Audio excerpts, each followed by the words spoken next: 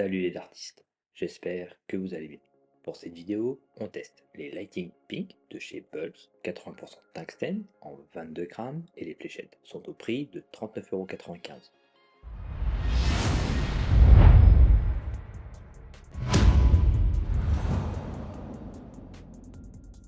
Merci Pulse de m'avoir envoyé ces fléchettes. Je vous mets le lien de leur site en description et vous pouvez retrouver tous leurs modèles sur beaucoup de sites et magasins.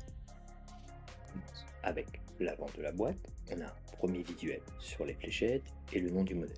En bas, le poids de 22 grammes et la mention pointe acier. À côté, le logo Pulse et le pourcentage de tungstène.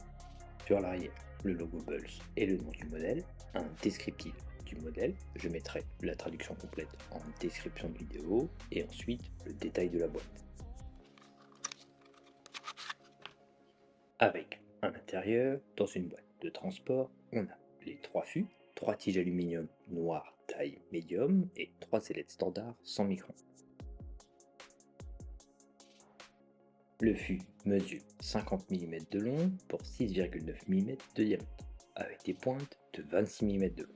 On a un fût droit, un nez court et rond, une première zone de grippe composée de 6 doubles anneaux, un anneau lisse au centre, puis une seconde partie, amincie, avec un micro-grip sur l'ensemble de la zone, un dernier anneau lisse, puis pour finir, une petite partie lisse avec le logo Pulse.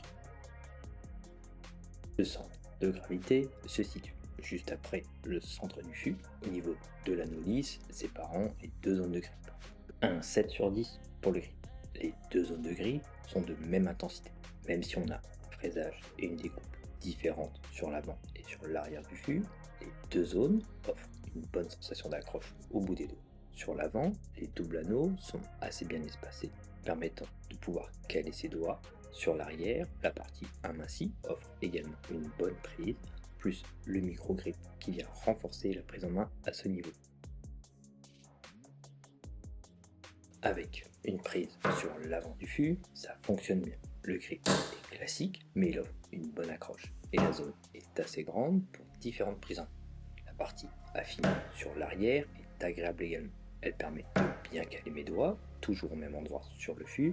Cela assure une bonne prise en main et une bonne poussée lors de mes lancers. Les sensations au niveau du grip sont plus légères lors de mes lancers. Le grip est présent, j'ai toujours de l'accroche à chacune de mes volées, mais il se fait vite oublier et me permet d'être focus sur la zone à atteindre.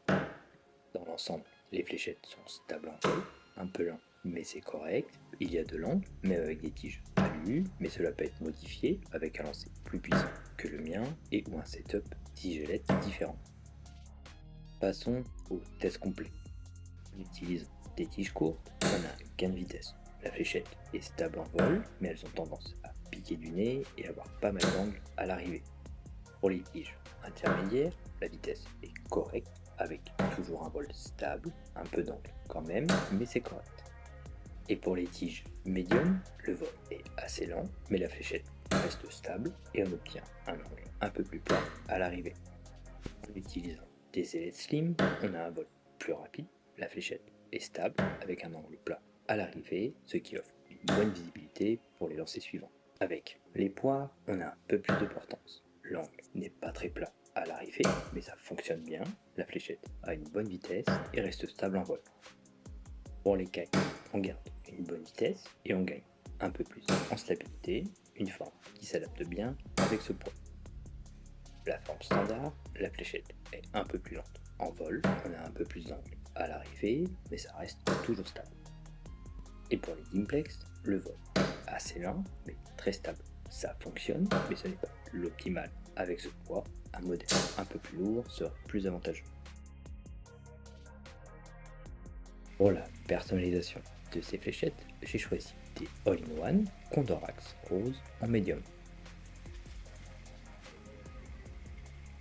Résumé, les Lighting Pink sont des fléchettes assez polyvalentes dans l'ensemble, pouvant s'adapter à différentes configurations tigelettes, mais aussi à différentes prises en main, en fonction du style et des préférences de chaque joueur, tout en permettant de garder la même intensité de grip.